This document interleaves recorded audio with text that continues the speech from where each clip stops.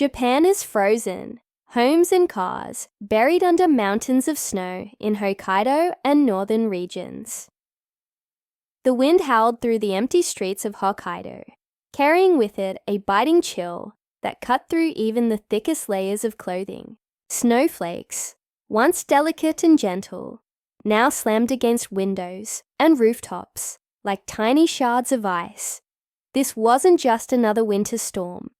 This was a blizzard of historic proportions, burying everything in its path. For the past several days, northern Japan had been at the mercy of relentless snowfall. Homes disappeared beneath towering drifts. Cars were trapped under thick, suffocating layers of ice, and entire neighborhoods had become unrecognizable beneath a blanket of white. In some places, the snow was so deep that people could no longer open their front doors. Roads vanished, cutting off entire towns from the rest of the world. Power lines sagged under the immense weight of the ice, and in some areas, they snapped, plunging thousands into darkness. In the city of Asahikawa, 72-year-old Hiroshi Takada stood at his window, staring in disbelief. The snow had already reached halfway up his front door, and it was still coming down fast. He had lived in Hokkaido his entire life and had seen many brutal winters, but this was different. The storm wasn't just inconvenient, it was dangerous. People were running out of food, families were struggling to keep warm, and emergency services were overwhelmed. Hiroshi knew he had to act fast. If he didn't clear a path to his storage shed soon, his backup generator would be useless. But stepping outside meant facing freezing temperatures and near-zero visibility. Just a few streets away, Aiko, a single mother of two, fought to keep her tiny home warm. The electricity had gone out hours ago, and now her children huddled together under layers of blankets. The sound of the wind rattling against the windows was unsettling, and every so often, she could hear the distant echo of something collapsing under the weight of the snow. Maybe it was a roof, maybe a tree. Either way, the storm was getting worse. She tried her best to keep her kids calm, but deep down, she was terrified. Elsewhere in the coastal town of Wakkanai, a group of workers at a local seafood processing plant found themselves trapped inside. The doors wouldn't budge, sealed shut by the sheer weight of the snow. The factory's emergency generator kept the lights on, but they knew they couldn't stay there forever. The food supply was limited, and the temperature inside was dropping fast. With no way to reach anyone, they had to figure out how to dig themselves out before the cold claimed them. Meanwhile, in the rural outskirts, a team of rescue workers fought against the elements, trying to reach families who had been completely cut off. Their snowmobiles struggled to push forward through the ever-deepening drifts, and each gust of wind stung their faces like needles. Every step was a battle against the unforgiving storm, but they couldn't afford to turn back. Lives were at stake. As night fell, the situation grew even more dire. The cold intensified, making survival even more difficult. Some families resorted to burning furniture just to stay warm, while others had to dig tunnels out of their homes to breathe fresh air.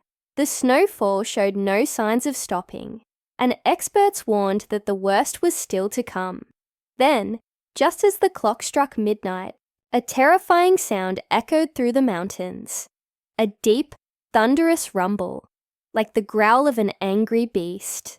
In an instant, a massive wall of snow broke loose from the slopes above and came crashing down toward a small village on the outskirts of Furano. No one saw it coming. Would anyone survive? The avalanche struck with a force that shook the ground, swallowing everything in its path. A roaring wave of snow crashed down the mountainside, burying homes, trees, and roads in an instant. In the small village on the outskirts of Furano, silence followed. A heavy, suffocating stillness broken only by the distant, howling wind. Beneath the thick, icy blanket, people were trapped, their voices muffled by the weight of the storm. Takeshi Tanaka, a local shop owner, had been outside checking on his generator when he heard the deep, rumbling growl. He barely had time to turn before the white wall engulfed everything. When he opened his eyes, he was lying on his back, buried under a cold, crushing mass. He tried to move, but his arms wouldn't budge. Panic set in as he struggled to breathe, the air around him thinning. He had heard stories of avalanches before, how people could suffocate within minutes if they weren't found in time. Was this how it would end? Just a few hundred meters away, 19-year-old Yuki Saito fought her way through knee-deep snow, her hands shaking as she dialed her father's number. No signal. She looked back at her family's home, or at least what was left of it. The avalanche had torn through their property, reducing part of the roof to splinters. Her father had been inside. So had her younger brother.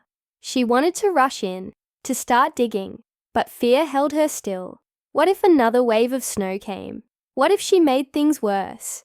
In the city of Asahikawa, the blizzard continued its relentless assault.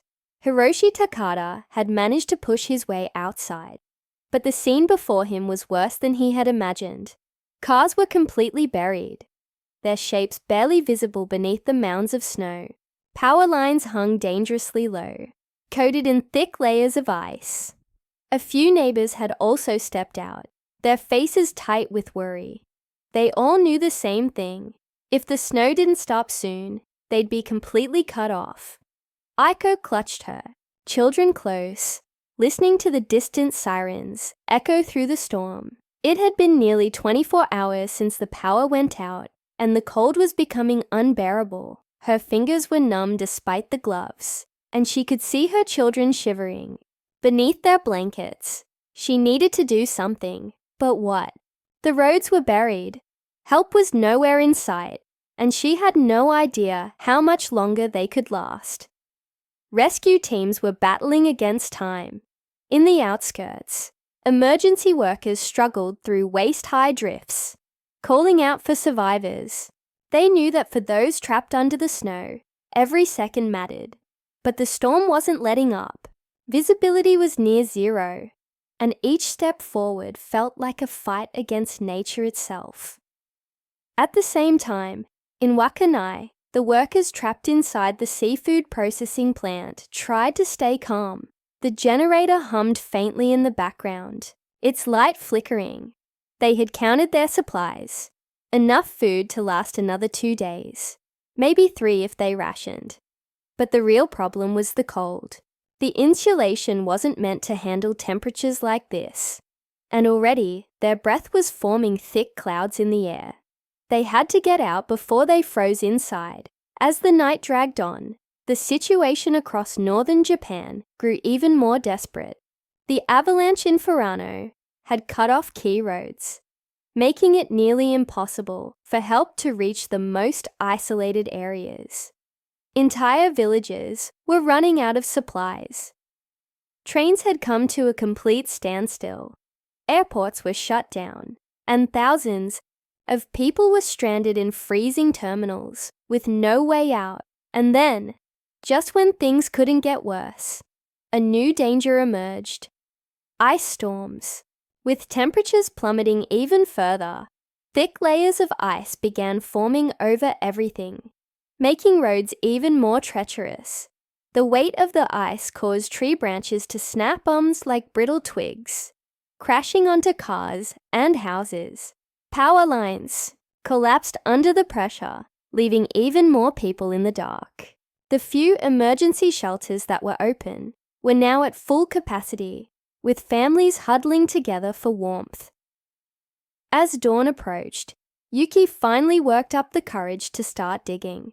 Her fingers were raw, her legs shaking, but she refused to stop.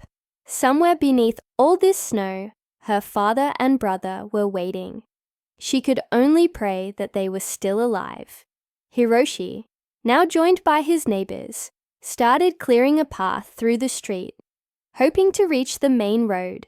They had no idea if rescue teams were coming or if they'd have to fend for themselves. But one thing was certain. If they didn't take action, they wouldn't last much longer. In Mocha City, an elderly man in his 80s sat in his darkened home, staring at the last candle flickering in front of him. His wife had passed away years ago, and he had no family left.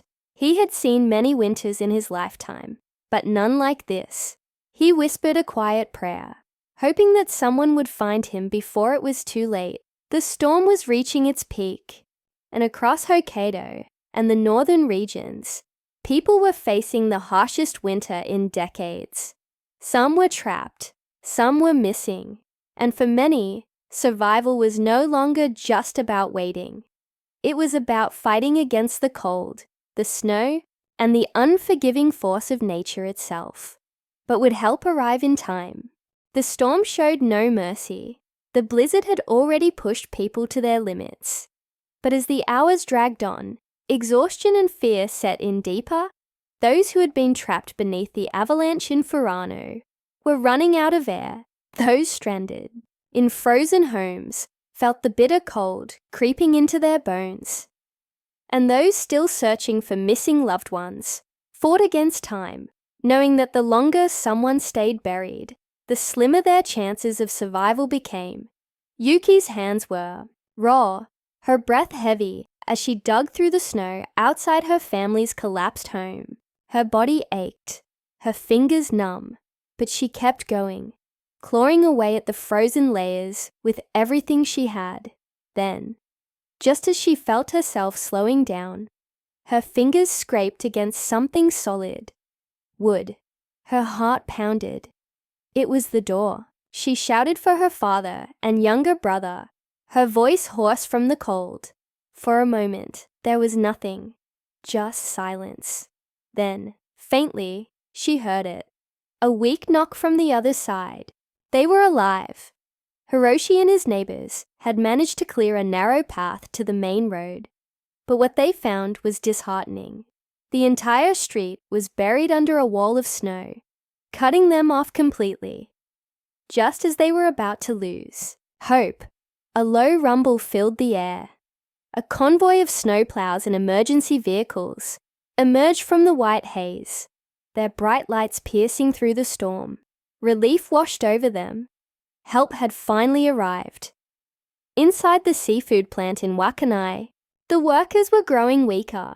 The cold was unbearable, and some had stopped moving altogether, their bodies struggling to keep warm.